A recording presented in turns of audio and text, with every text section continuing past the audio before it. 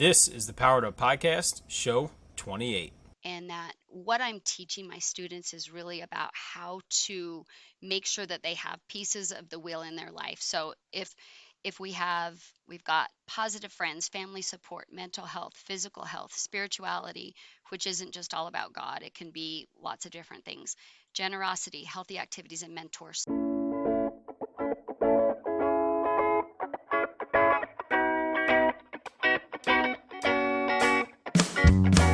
Welcome to a real-world education with insight and advice from teachers in the game, where current and former educators reveal what truly sets apart the great teachers and what it takes to make a positive impact on students. Whether you're in pre-service learning, new to the game, or a seasoned veteran, this is the show for you.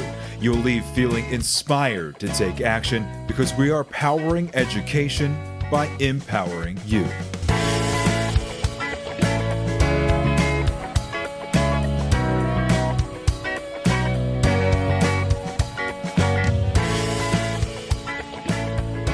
Hey, what's going on, everyone? This is Ken Ehrman, host of the Powered Up Podcast, and I am here with my co-host, Mr. Matt Feeling Refreshed Rogers. Matt, we said in our summer send-off episode, which is about 4 or 5 ago, that everybody should take a break, turn off their computers, shut down their email, and we did the same. You and I have not sat in front of this computer talking education, talking with teachers for, I think, actually exactly a month is the last time we recorded. The podcast continues to come out each week. We kind of front loaded our time there. So how's the first month of summer been? I guess I'll start by showing this picture of my souvenir of my summer. Is that a Mount Rushmore puzzle? I have no clue why. It might have just been the fact that I never expected to go to Mount Rushmore, but we ended up driving from Lancaster to South Dakota, worked our way through South Dakota, hit something like 5 states, 5 national parks. Oh, you know what? It was 10 states, 5 national parks, and 4,500 miles of driving. So summer has started off well, as you'll hear in the episode. Oh, actually, I didn't put this in the episode. Yesterday, we're recording this in the beginning of July. Yesterday, we adopted a puppy. So when you talk about being relaxed and kind of ready to go, I don't know if I'm full of energy right now, but things are going very well this summer. How's everything going for you? Everything's great. Just like you and I were talking before, Ehrman household of 5 is off to a great start. It's great to have the whole family together, the new addition of our newest daughter. So we are a zone defense parenting style now. I would say my wife is more of a cover corner. She's on the new baby more than I am, and I'm more the free safety covering the older two. But I am having a blast. I do not really have to do much at all in terms of working for my school district. I'm a 10-month employee, even as an instructional coach. Just some things here and there, but I'm loving my time with the kids, with the whole family, and it feels good to take our own advice. Not to say that our advice is ever correct, but I will say it is at this point, because it's so important for teachers to step back and just take some time to relax and forget about it all, because the reality is, like we said, when you come back, you will come back with more power. Whereas if you tried to do a little bit every day, every week throughout the summer, you wouldn't feel that, that pop of rejuvenation. And with that, I feel like our first episode back, recording together in over a month was kind of neat, because this one was not completely different, but very different than anything we've done so far with the podcast, in terms of we had an amazing educator on, Stacie Lawler. She has an incredible message. She is the 2020 Idaho Teacher of the Year, so highly credentialed, highly awarded. And we learned the least amount about her classroom in terms of hearing about lessons and what it looks like than any guest we've ever had, but in such a powerful, important way, talking about mental health. So it was kind of fun to come back with that, and I'm proud to been able to dive into such an important topic. What are your initial thoughts before we kind of jump into that interview for everybody?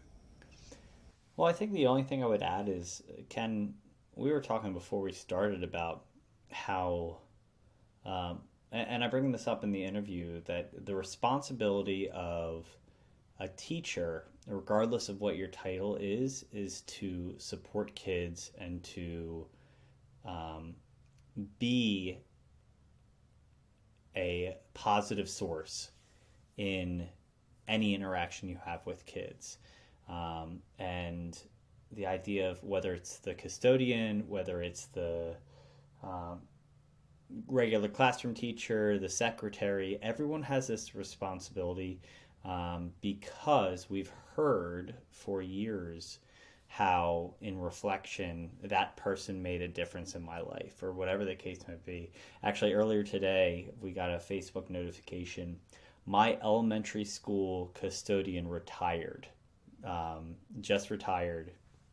And it made me think about, like, he was such a important part of our school community that actually helped me when I had some troubles in school, helped my family and my sister, and just like everyone has the opportunity, but also they're just the nature of getting into this business is helping kids. And in this conversation, you hear what authenticity does in the classroom.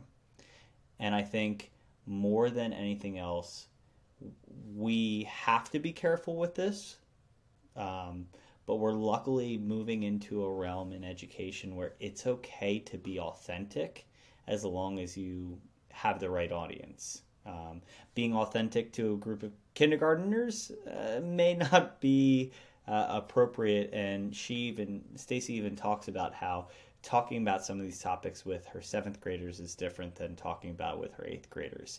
And recognizing the value and the maturity level is huge, but also recognizing that there's times that you can talk about these important things and recognize that it's the right thing to do. Just take the right steps to get the support and the blessing to do so. I honestly don't have much to add with that. It's just, like you said, it's important. It's necessary to think about. This is an episode that, if you're listening, there's a 99% chance you're an educator, unless you're, my parents or maybe Matt's parents. But Yep. share this with parents, even if they're not teachers, because Stacie starts from the hat of a parent, and she talks about her own experiences as a parent and how that transitioned into the classroom. And so, this is a message that we want as many people to hear, because it really could help one person or many people, but even just helping one person is so important. And so we really appreciate how, like you said, Matt, how authentic Stacie was with us right off the bat. And it was easy to tell that with her doing that, being so forthcoming, that's exactly how she would approach her classroom. And she talks about how, in comparison to her husband, who is also a physical education and health teacher in the same district, doesn't take the same approach. I'm gonna take a bet that he's still a great teacher as well. And so just kind of speaks to that idea of, you shouldn't try to be someone you're not. You should be authentic with who you are, and who you are is going to be best for connecting with students and helping those students out. So without any further delay, let's jump into that interview with Stacie Lawler. Hi, Stacie. Welcome to the Powered Up Podcast. How you doing today? I am doing fantastic.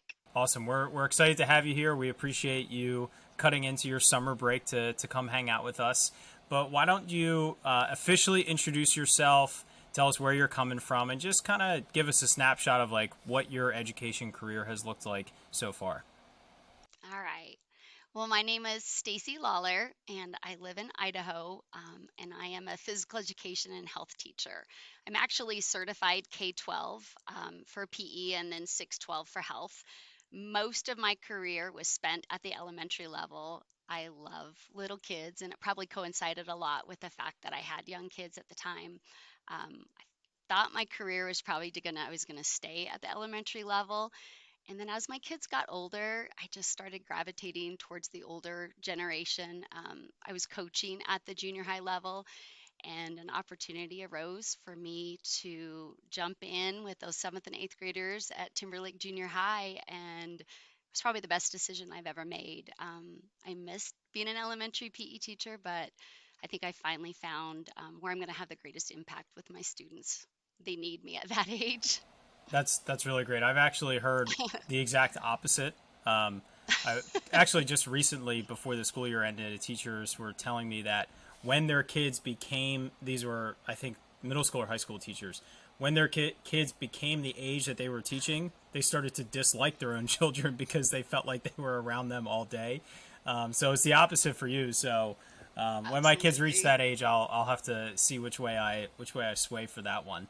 So what was it about middle school that you feel you found your niche? What was the difference that you feel you were able to bring to those middle school students that made you feel the way you do now?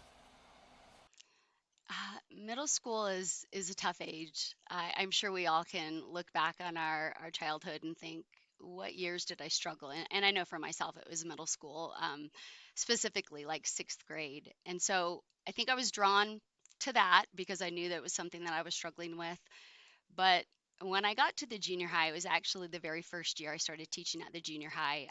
My son told me for the first time that he had depression and was suicidal. So it the transition for me into middle school not only became like I love that age group because I was coaching them, but I also started seeing my son in my students. I started really understanding the things that they were struggling with.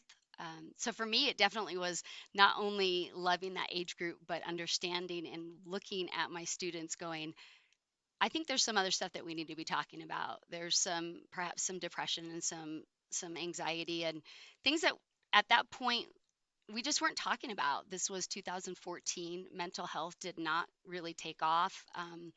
Even being an educator, there are things about mental health that I didn't really understand when I started trying to help my son through his struggles. So I think for me that was the biggest thing is that I started recognizing the struggles of my students. What a beautiful, I mean, obviously an incredibly difficult situation to be in, but a way that you took, honestly, experience and something obviously you care about, which is your own children's situation, and to make connections to yourself. I know a lot of new educators are kind of talking about why they're getting into education, and it's usually from good experiences. But as I get older, I see a lot of people take challenges in their own life and turn it into a nonprofit or something to that element. And it's really beautiful that something in your life could tie into your career and turn into not just a additional thing that you did, but you kind of use that as an opportunity to kind of see warning signs and real red flags in your students and really see that as a call to action. Because I think, and you could correct me if I'm wrong, the kids' perspectives of physical education and health are definitely different before they come into your classroom than probably what that environment's like. Can you kind of speak to that experience of what your classroom is like and how you approach it? Because it's many difficult topics of conversation that I'm sure you Yeah. come across. Well, the interesting part about being a physical educator as well as a health teacher, there's a wide variety of things that we could talk about. I could talk about, like the mile run and how kids, I mean, even to this day, and I know I fitness test my kids at the beginning of the quarter and at the end of the quarter because I want them to show growth. So when we are doing our workout days, they have a goal. Um, but we all remember how we felt about the mile run when we were kids. And I focus on not only just in my health class talking about mental health, but I also talk about it a lot in my physical education class because I'm trying to get kids to change their mindset about exercise. It doesn't have to be PE doesn't have to be that terrible class that nobody wants to go to. I try to make it fun. Yeah, we work hard twice a week. We do workout days, but on the other days, I try to bring things into my class that gives them enjoyment. And I always tell them it's my job as your PE teachers to find something that you love to do. So, okay, you didn't like pickleball, but maybe you're going to like badminton or speedminton. Like that's my job is to try to find something. And then as we get into health, obviously, the mindset has been in the past where, like suicide.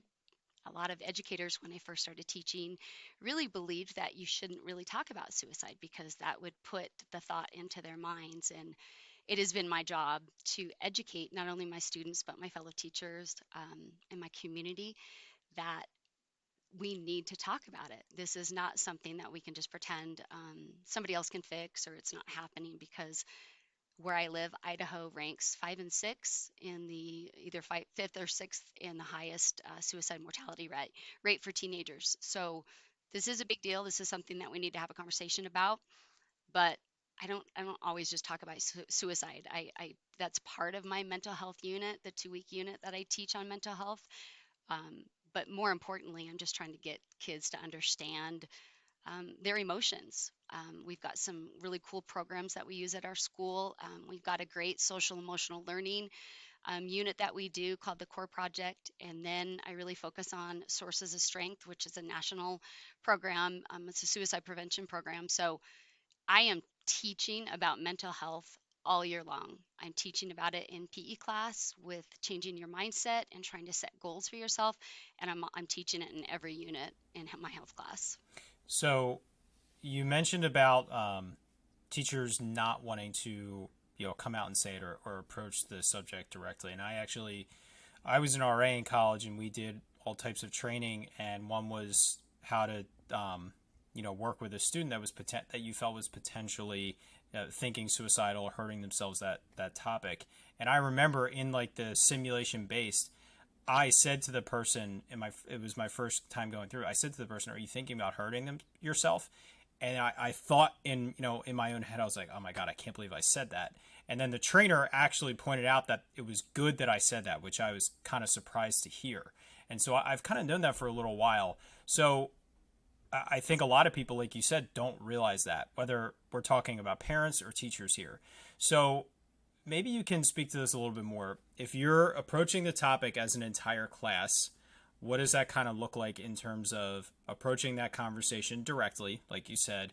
And then if you do have a student or your own child that you are concerned about, again, how do you approach that topic, like you're saying, talking about it directly without feeling like you are putting that thought in their head? Right. Um, One of the things that we do in our school district, and honestly, in the state of Idaho, they're offering a free QPR, which is Question, Persuade, and Refer class, and it literally talks people through how to deal with an emotion if you believe that your child is suicidal. So it's a great program. Most states offer them for free. I know, like I said, in the state of Idaho, it is being offered for free, and everybody should take it because asking your child, and I distinctly remember having this conversation with both of my children to say, "Are you thinking about killing yourself?" is an incredibly hard thing to do. It is an incredibly hard thing to ask a student if they are thinking about killing themselves. So, the first step I always just really push people towards is taking that QPR class. Because it educates you. And let's be honest, when we talk about suicide and we're talking about depression, we're talking about anxiety, we're talking about things that we truly don't understand very well. We're not very educated. Everyone, I would say most educators don't have a strong background in mental health. And that's where we need to start really making the push for that. So I think that's the first step. And then just being I am just really authentic with my students. My husband is also a physical education and health teacher. He actually teaches at the high school. I'm right across the campus. And Sean and I teach this and talk about this very differently. He's very private, and that's just his personality. And I have been from the beginning very authentic about the struggles that my children have. My son's depression, my daughter's anxiety, my own anxiety. And I think that's where the power comes in, is when you can actually start just being authentic. And it's okay to not be okay. It's okay to talk about depression. We need to educate ourselves, and we need to be able to have conversations about it and not shy away from it because it makes us uncomfortable. I mean, it does. I use the analogy with my students. If and this is the beginning of my mental health unit, I let them know this is what we're going to talk about. This may cause some emotions, and that's okay. You just raise your hand and you just say, I need to go talk to the counselor. They have the right to do that. But I think about being authentic and sharing those experiences. My son, even it was the same year that Keegan was struggling. He ended up having to come home and live with us. It wasn't safe for him to be on his own.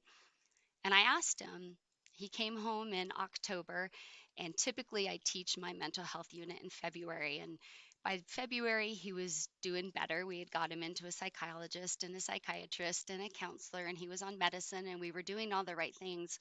And I asked him, I said, Keegan, can I share your story with my students? And he didn't even hesitate. He said, absolutely. Through therapy, he was able to kind of really talk about the fact that it was junior high. He started feeling this way. So I share my story every year with my students. It is not a secret that my son was suicidal. It is not a secret that my daughter had panic attacks, 6 months after Keegan started coming home. So I have just been really authentic and really open about the struggles that we've had. And you can see it in society now. People are more willing to talk about it. And honestly, I think it's because of the pandemic. I think that brought us all to our knees, teachers, students, parents, everyone. I think people are just more willing right now to talk about it. So I think that's a good thing.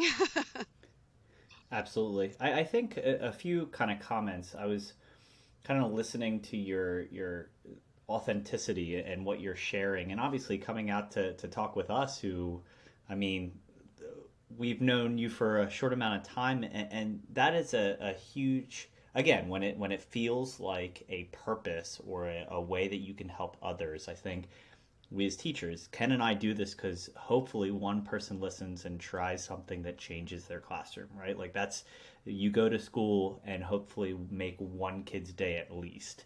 That's always been our perspective. I think it's really, really interesting to hear that authenticity, because since we've been doing this podcast, relationships has, if we were to do like a word map, relationships would probably be the largest word in a word map. And I would imagine that in your environment, to be able to open up helps you connect with your students so quickly, because everyone has a story, and whether they know how difficult their life has been or whether they have shared if they're struggling with something, everyone can connect with or empathize with that situation. To kind of shift off of that, can you kind of talk about that conversation through the years? Because I think in the last year and a half with the pandemic, as you mentioned, it's been, I don't want to say more comfortable, but it's been more of the public focus. And even in your realm, probably 5 years ago, we started to see athletes use mental health as a platform to share. I can think of, like, Kevin Love would have panic attacks during like the NBA finals and throughout and it really hampered, and he was criticized at first and then by a totally different community revered as this incredible athlete who actually voiced a problem that many of us had, and we view him as a superhero style person. So as you're saying, like, from the earlier 2000s and years ago when you started to bring this up, I would imagine now that mental health is almost a buzzword in your field, but it wasn't always that way. Can you kind of speak to that? um, Absolutely. I, I'm going to go back to Kevin Love. I adore that man. What he has done for the mental health community.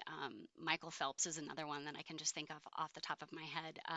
So in 2014, when I first started deciding how I was going to handle talking to my students, I was learning. I was a mom first, struggling with her kid, and then I became a teacher, struggling with my students. I remember a very distinct conversation I had with a dear, good friend of mine who, was concerned about the way that I was presenting the information to the students, and I had some feedback, from parents that were concerned, about what we were doing, and the transition from 2014 to now is amazing. In my school district, in my school, kids who don't even have me. I typically have all seventh and eighth graders. This year, because of the pandemic, I truly did have all the seventh and eighth graders. So I knew every single student in my building, which was amazing. But I had kids who didn't even know me that well that were willing to open up and talk to me because they know that my kids have struggled. They know that I love them and that I'm going to do everything in my power to educate them and educate their parents about the things that we need to do. So it has been a huge shift since 2014 in my community. There's still more work to be done. In the state of Idaho, there's a short supply of counselors and mental health professionals, and that's something in the state of Idaho. I have been on many Zoom calls trying to figure out a way to deal with that, because the truth of the matter is I had a student this year that was having some pretty major depression issues, and luckily his parents were more than willing to get him help. And his mom reached back out and said it's a month out before he can see a counselor, and that's a problem. That's a kid who's doing everything right, who's saying I need help. Mom and dad are like, my kid needs help, and then you go to get him help and there's nothing available. And our school counselors are being misused, and I don't know in other states, but I can say in the state of Idaho that the ratio is something like one counselor 250 kids. um, there's no counseling going on because they're in charge of setting the schedule, and they meet with kids very infrequently. They're doing the best they can. I know I love my counselor at my school. She is an awesome counselor, but the truth of the matter is she doesn't have the time to do counseling because she's so busy doing other things, So that's where I see not only do we need to educate our parents and our communities, but we need to figure out how to incentivize getting more counselors and getting more mental health professionals, because once a kid is identified and he's willing to be honest about his pain, we need to be able to get him help right away. And we are struggling with that right now. Yeah, and to kind of add to that, I think one of the things you said earlier that almost peels back into this is we as educators are have always worn many hats, but we also, one of the beautiful things in the last few years, this is the universal idea of they're all our kids. Like, it's not your homeroom, it's not, and for good or for worse, I know from a fourth grade, I'm a fourth grade teacher. We are getting support in. I love, there's an article that Ken found, just talked about, like, we must teach our children that it's okay to talk about not being okay, and what do we do in that frightening position to be ill prepared to deal with a crisis. Our school district and in Pennsylvania, we are really putting a lot of emphasis in the regular ed teacher, special ed teacher, all of the people in the building in mental health. And part of that, unfortunately, is because there aren't enough adults in the counseling area or outside of the school to really support. I guess the follow up to that is, it is wonderful that everyone feels like they can teach the whole child. I think that's I don't want to say newer concept, but a science teacher doesn't just teach science anymore. Do you feel like that is a positive shift, or do you have any concerns? Because one of my concerns just in this conversation is, if I feel like I'm doing mental health support in my classroom, that I don't know or have the full training to really support them, and it could lead to further issues that unfortunately I may cover up because I'm not completely trained to deal with it. I want to kind of add to that because I had a similar question, so you can just talk about both. So we had a guest, I forget the episode number. I'll put it in the show notes, but it's Ryan Healy, and he teaches a class that's really about like mental health and confidence and leadership, and it's a middle school course. He's out in Washington State. It's fantastic. I want to say 16, but I'll put it in the show notes for our listeners. But anyway, so we talked about how just being there for kids, even if they come to you in confidence that you care for them, to say, can I go talk to the counselor? Or can I go talk to, Mr. Rogers, because they're more comfortable with that topic, or knowing yourself, like you want to be there for them, but you don't feel you can do justice, or you're going to approach it the correct way, kind of like Matt's saying.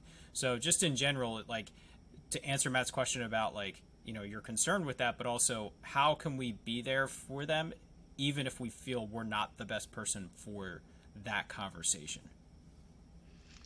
The first thing, we need to educate our teachers.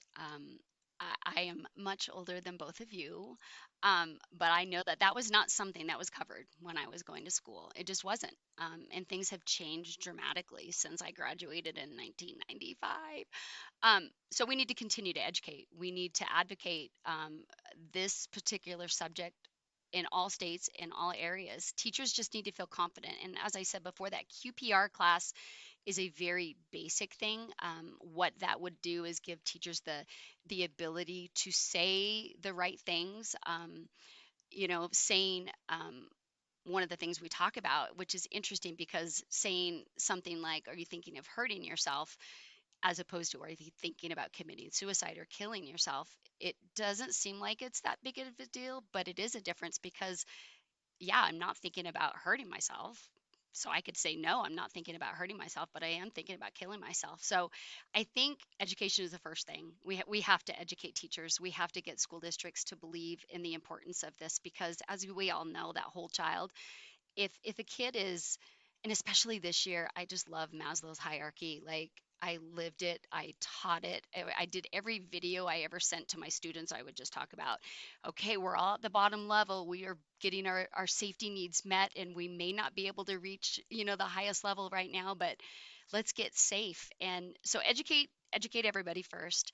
And then i I am called on all the time. I am pulled out of my classroom all the time to talk to kids, and I love that. I love being the person that's there because I am super comfortable with it, and it's not a comfortable thing for most teachers. So I think just being brave enough to say, I love you or I care about you, but I really think that this person in the building would be somebody better to talk to. So, like I said, I get called out of my class all the time, and I have, whoever come cover for me so I can talk to a kid who's having a panic attack on the bathroom floor. So I like that. I like the fact that there are other people in my building, fantastic teachers that also have the same abilities. But it's not for everybody. I look at my husband, and he's somebody who is a fantastic teacher, but I know that a kid would come to me before they would probably go to my husband just because I am so just out there. I just talk about it, and they know everything about me. I don't really have very many secrets from them. So I think just saying to yourself, like, I'm okay. I can give them some tools, but then I need to be brave enough to say that I need help with it. That is something that it's one of those extra hats that we wear that it's probably the best hat to wear when you are the person that either a kid asks for or that your administration respects to say this is the right person to handle it. I know we can have, and I have talked about, like, I have had kids stop by my room at the beginning and end of the day, and I haven't taught them in 2 years. It's one of those things that to be that presence, to be that comfort is an incredible thing. One of the things that almost answer the question that I asked that I thought of as you were answering was we actually had a guest, Kathy Koenig, who is on our administrative team at the school district I teach at. And I remember one of those things that I was taking a administrative class and was asking about like conduct if there were to be red flag of abuse or any of those type things as a mandated reporter, how do you handle that situation? And I think to add to that feature is my mindset is to have a comfortable conversation with the child and trust that there are other systems in place to support emergency situations. I don't have to be an EMT, and I don't have to be a guidance counselor. I don't have to be all of those things. I just need to be a comfort and support, and without pushing, get as much information as possible that I can then speed up that child getting the support they need. And I think that's how I view it. And you pulling your own experience, I think it's a wonderful place with authentic environments and situations that can get kids thinking about it. And I think those red flags, whether you know or not, you don't need to have all the answers. We just need to care about kids, and you obviously care about kids by having that comfort. And it doesn't mean that you have to unroll all the secrets by any means. Right. But just to be there and be part of that conversation is huge. Yeah. Well, thank you. I know for myself, there's been I many times where a situation has come up and I'm like, oh, I'm prepared, and it blows my mind, and I immediately kind of go into, oh my gosh, what do I need to do? So as many times as I felt like I've got this and I understand how to handle this crisis, it's nice when your schools have like a crisis plan and you go, okay, I'm kind of freaking out right now. So let's look at that crisis plan and okay, I know we got this, we can do this. So it's interesting, even in from my own experiences, the times where I felt like I got this, and other times I'm like, this is out of my my knowledge right now. I am not a counselor. I am just a PE and health teacher. Well, and it connects to your authenticity, like you said. You know that having that realization is part of being able to be authentic with students because you're constantly acting in an honest way. I want to kind of circle back to something Matt asked you earlier about when you started this, well before it was common to do in education. So there have been many times with something that would rank nowhere near the importance of mental health that I've done in my own classroom. That was, I'm going to ask for forgiveness, not for permission. Simple things like using robots in the classroom, or like different instructional approaches that I would take. Again, this ranks nowhere near the importance of mental health, but I always said, you know what, I know what I'm doing is best for students. I know what I'm doing is best for learning. I'm going to do it. I'm going to let it roll out, and then I'll let admin see it, and they can then realize how good this is for kids. How did you approach bringing this into your classroom when it obviously wasn't expected from your administration? How did you bring it in and get them on board? Did you ask for permission or forgiveness, or neither? Like, what did that look like when you were kind of rolling that in because you felt it was important? That's a really good question. So at the time that I started teaching at Timberlake Junior High, my husband was also teaching with me, and he's since moved up to the high school. So we actually co-taught it together. So it was kind of a lot of his curriculum that he had kind of developed. So we had kind of a base level. The principal knew, like, this is what we're going to be talking about. And I have a fantastic administrator who believed in me. And when I approached him, I asked him, I was like, this is what I'm thinking about doing. And he supported me 100% in my school district. That was huge. I also have a superintendent who really kind of took the information that I did, and she's like, how are we going to help everybody in our school district? Our school district is very large. We're up in northern Idaho, and we've got 2 high schools, 2 junior highs, 6 elementary schools. And so she actually approached me with, okay, so let's start like a community coalition. Let's start expanding this. And so I have been blessed because I have been supported by my administration. There are definitely times where I have talked about stuff and I thought, yeah, that I might need to get, ask for permission afterwards. But as far as like that big, heavy, I'm going to talk about suicide, he gave me permission, but I'm always nervous talking about it because you never know how kids are going to respond. But again, trying to give them some background, like this is a safe place. I've also had students who have opted to not be in class that day. They want to go and do something else. So I give them some other resources to use. So it is a little bit scary because suicide is a tough thing to talk about. And like I said, I know I'm spending a lot of time talking about suicide, but anxiety, I just try to teach my kids. Not only do I need to educate them what it is, but what it looks like, and that they're not alone. They are not the first kids to have a panic attack. And then the last thing I really kind of focus on is just this is how we get you help because it gets better. I use my son's story not as a something to make him feel bad for me or feel bad for Keegan, but like he's doing great now. He graduated from college, he got his master's, he's married. He is doing really, really well, and that's something that I want to celebrate. And my daughter with her panic attacks, her anxiety is doing really well. But they both see counselors. They both are taking an active role in their mental health. So that's kind of what I try to approach it as. Look at the hope. And here's two kids who went through the school system and they struggled and they're doing great. That's fantastic. It's really great to hear. It's really great for you to share. So we do want to jump into our lesson lens in the next minute or so. And to be perfectly honest, Matt or I could tell that Matt didn't want to either. We didn't want to transition off this topic because it is so important, and just the 30 minutes that we've been talking so far doesn't do justice to how important it is. But this is obviously a big mission of yours, and you're obviously doing a lot in your district and in your state, especially now as teacher of the year. I'm sure that's really helped you, bring this to a larger audience, which I think is fantastic.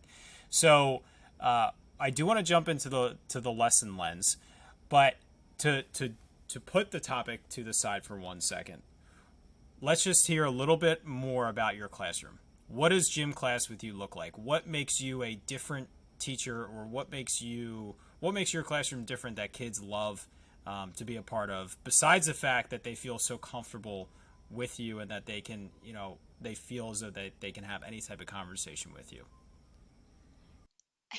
I I especially in PE, middle school, I actually distinctly remember not liking my middle school PE teacher, so that is really ironic that I am a middle school teacher. So I guess I kind of always look at those girls who roll their eyes and I think, yeah, yeah, I get it. More than anything, I just try to be happy and be a positive influence and smile at them, and I greet them every day. I try to find something to connect with. Um, so yes, it's PE. Yes, my kids run the mile. They do the push-up test, they do the curl-up test, but I also try to just do it in a way that's loving and that is trying to help them. I think that they understand that this is the reason why we're doing these things, and she's just trying to make me a better person. So I think PE can be tough. I've definitely got the kids who love health much more because we're not in the gym during that time. But more than anything, I think I just try to connect with kids and not only being authentic with who I am, but just showing a genuine care and a compassion. When kids come to my class, we are going to play. We are going to have fun. We are going to do a variety of activities. As a PE teacher, I'm really kind of focusing more on wellness and their health, giving them an opportunity to when they leave my class, my goal is between seventh and eighth grade that I am going to create enough opportunities for them to be able to go, ah, I can go to the weight room and I can figure out what to do. I can write a workout program if I need to work on my cardio. I'm trying to give them the skills that they can be a better version of themselves when they get older. Um, and yeah, we're probably gonna do a unit that they don't like. That always happens. You're not ever gonna please everybody, but I just want to give them a variety. My husband and I, when I first started, we have a curriculum that we basically go every other year. So kids are not doing the same thing every year, other than fitness testing. That was actually what I was going to ask about. Do you, when it comes to the health side of things, are there specific things that you maybe not have to, like standards wise, but things that you include specific to seventh graders that you either enhance in eighth grade, or do you kind of cover a variety of different kind of situations or things based off the group that you have? Or are they intermixed? They may be intermixed. Yeah, no, they're separated, thank goodness. We have the same curriculum for seventh and eighth grade as far as like the topic. We do a 2 week unit. We're pretty lucky in my school is kids get PE all year long. So we are outside North Idaho. You can be outside in the fall and in the spring. In the middle of winter, you are not outside. So usually, what we do, because we have two classes in the gym at one time, so in the middle of the winter, the kids will get their 2 week unit of health, while the other class is full time in the PE in the gym. And so we keep with the same topic. So I may have seventh grade first period, and then I'm going to have eighth grade. So I keep with, let's say it's drugs and alcohol. That's the same topic. But yeah, eighth graders get a lot more detail. Seventh grade, our curriculum is very like, let's introduce these things. And then eighth grade it's on. Get after it, I yeah. think about, as we all can remember, those awful sex ed classes. And Mm-hmm. I just try to joke. I just try to be like, hey guys, we're going to talk about it. And Idaho's a pretty conservative state, so we don't have a lot of things we can talk about. But eighth graders get to talk about sexually transmitted diseases, and seventh graders are not quite old enough for that. So there are some topics that we talk about that we dive into a lot more in eighth grade. But I mean, you guys, the difference between seventh and eighth graders, oh my goodness. It's so, eighth graders are ready to talk about the hard stuff.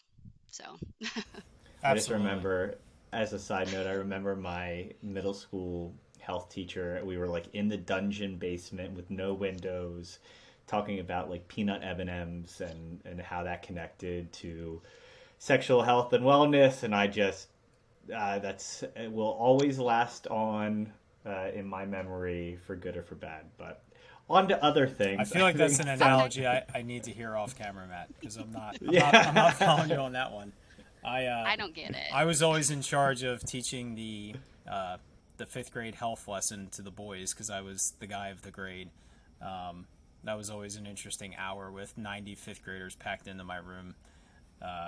So it's funny. Some years I would get one question and a lot of like shockingly blank stares and like clearly they were traumatized. And then other years it would go on for hours because they would just ask good questions. I told them, I mean, any question is a good question. You're curious about it, but you could even just see the difference in maturity level from a pocket of 90 fifth graders to another 90 fifth graders. Maybe it was how many of them had older siblings. I'm sure all of that kind of factored into the overall maturity level. So we do want to jump into our lesson lens here. So this is just to kind of paint the picture of something you do in your class for our viewers and listeners to learn more about. So first question, are we looking at a unit overview, a single lesson, or a long-term project, or something in between?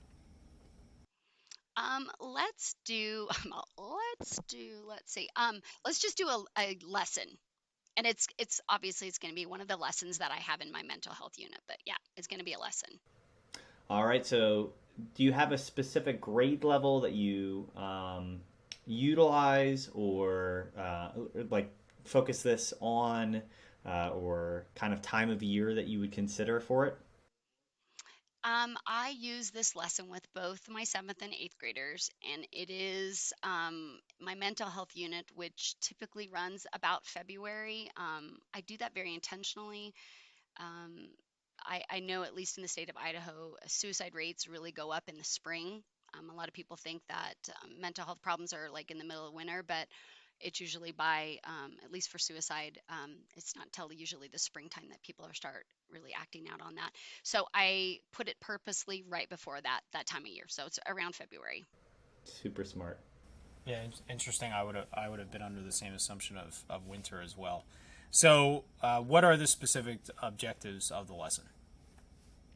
Um, the objective, this particular activity, I sort of took from our Sources of Strength program. In Sources of Strength, they have the big three emotions, is what we call them. And we've got anger, we have sadness, and then we have anxiety. So those are just, we're trying to teach kids that it's okay to have these emotions. So the objective is to not only like teach kids about these emotions because they all know them, but honestly, it's really to kind of just recognize that, oh, yeah, we both feel anxious when we have a test. So the way I kind of set it up in the health classroom is I have three faces. So I've got the angry face, I've got the sad face, and I have the anxious face. And I have them sit on top of their desks, and then I just read a life event. And without talking, they get up and they move to that side of the classroom where that face is. I do also have a blank wall in case one of these life events is something that they have not ever had. So I start out really basic, like waking up in the morning, and then you get your typical teenagers that, oh, they're cranky, or and it for me it's really interesting because I don't let them talk. But it's also interesting for them to just kind of look around at each other, like, oh yeah, you feel the same way, and then we kind of just pick it up from there, and by the end we're talking about like your parents got a divorce, you broke up with your boyfriend. COVID was interesting. We actually taught in my school district. We from the get go we had school. So September started. We were 5 days a week. We did have a shortened class period. So my students had the quarantine time, but they all kind of felt that alone and awfulness that we all felt when we were quarantined. But we really just started right back to school. So I used that. I was like, "How did you feel when you were in quarantine? How do you feel about COVID?"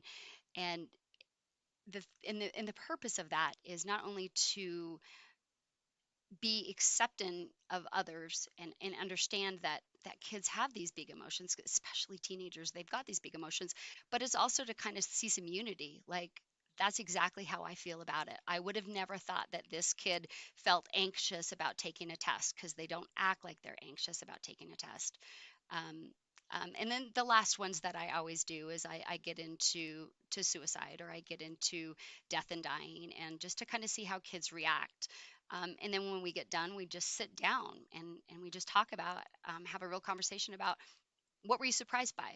What was, and they always are just surprised by how many kids feel the same way as them. And that kind of just ties back into making them feel that they're not alone and that their emotions are validated, and that it's okay to be angry, it's okay to be sad, it's okay to be anxious about these things. And there's a lot of other kids that feel the same way.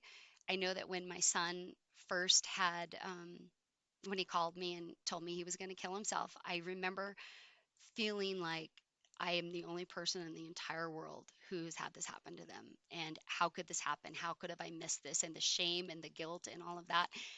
And then when I started talking about Keegan's struggles and realizing that he's not alone, that gave me comfort. And so I guess that's what I'm trying to do in my classes.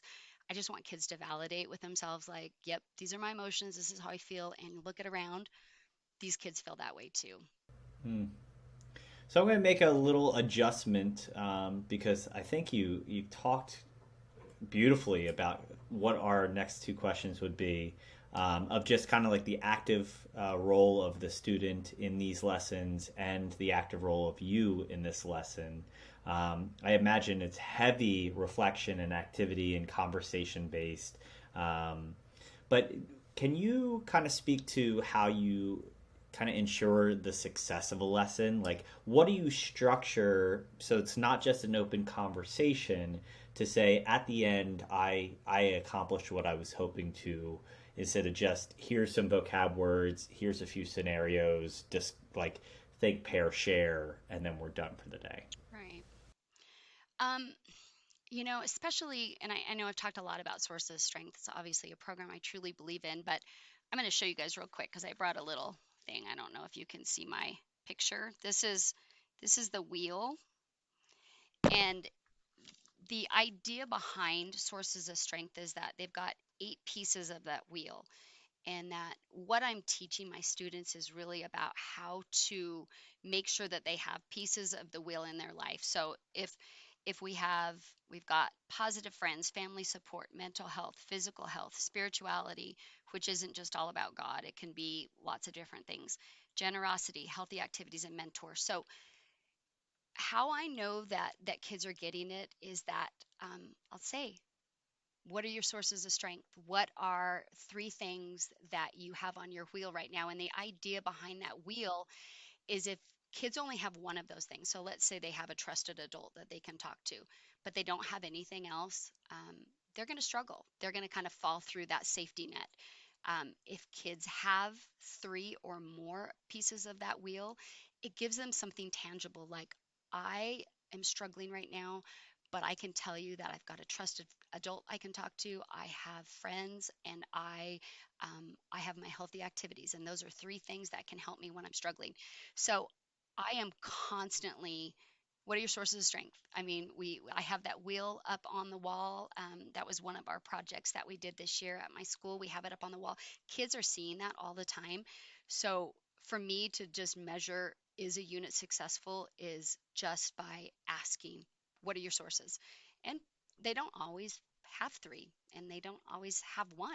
And those kids that don't have any, those are the ones that I'm going to pull aside later and talk to, because those are the ones that are going to need to find one.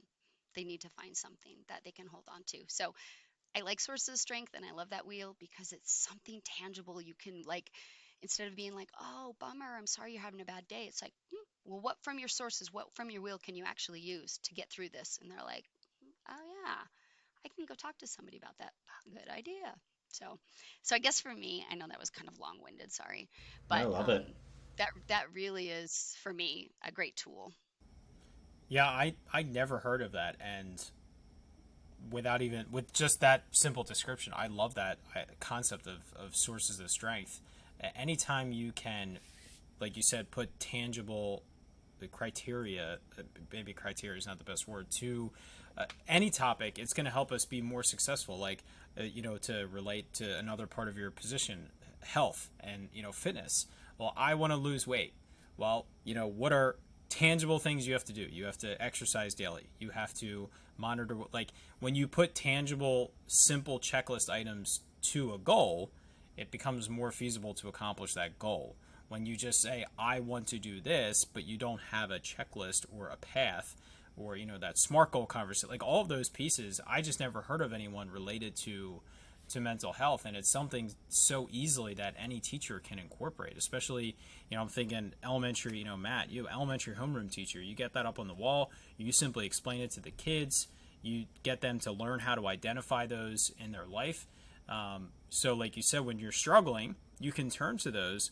But also, if friendship is one of those, thinking about those middle schoolers, that's like the hardest thing in middle school ever, is friendship. So when those wheels fall off, when one of those pieces falls off, that's not only a flag for a teacher, but for that person themselves. Like, wow, I just lost one of my sources of strength. So, being able to recognize that, I really like that. I never heard of that. So the last question is, and this is something that you've obviously done a lot in your classroom, what advice do you have for yourself to possibly improve this lesson at all? I mean, we all sort of rewrite our lessons every year. I have like 18 years worth of lesson plan books. Like, I just keep them all the time. So I'm constantly rewriting and looking at stuff. And I think the thing that is constantly a work in progress is those life events, because obviously this year I'm not going to have probably not going to have to talk to kids about COVID. So every year for me, I look back and I go, okay, what's not relevant anymore? Okay, talking about the quarantine's probably not relevant anymore. So that's something I guess I do, that I just try to like what's happening in their lives right now. And as we all know, kids are very well, they know a lot about what's going on in the world, shall I say. we have some pretty strong opinions and middle school children. And so I try to throw political stuff in there, or I'll throw, if an emotion of something that's current. So I guess I just try to stay on top of current events and talk about things that are applicable to their life right now. That's great, because not only is it going to get more out of the lesson, but it shows the kids that you actually update your lessons. Because Yeah. whether you're talking about mental health or you're talking about, high school geometry, like if you are using 20-year-old supposed to be modern culture stuff in your lesson, all that tells kids is you haven't updated your lesson in 20 years. So just doing that just shows that you're actually putting effort into your teaching, and kids will buy in more just for that reason alone. So let's transition right into our last section of the show, called the exit ticket. So question number 1, what is the best thing a teacher can do to make a student school experience better? I know it's quintessential, and everybody says this, but showing a genuine interest in them, loving them, those kids that you just think, oh my gosh, how can I find anything in common with, doing it, making the effort, finding something that you have in common that you can talk about. Kids that quote of like, they may not remember, and I know this is typical teacher talk, but they may not remember, the lesson that you taught them, but they're always going to remember how you made them feel. I have student letters. I just keep them with me, because that's why I'm a teacher. That's why I teach. Taking a sabbatical this year, my students were at first very upset because they didn't want me to leave. And then when I told them that I was going to try to go out and I was going to try to find something that I could bring back to the state of Idaho, and if I could just save one kid's life, wouldn't it be worth it? And I had quite a few students who sent me those letters that said, I know that you're going to do something that can make a difference in somebody's life. So, anyway, long answer, but It's a tearjerker. That's the truth, though. That's the feeling we're all searching for too. What is the best advice that you feel like you've received? Because you're talking about tough topics.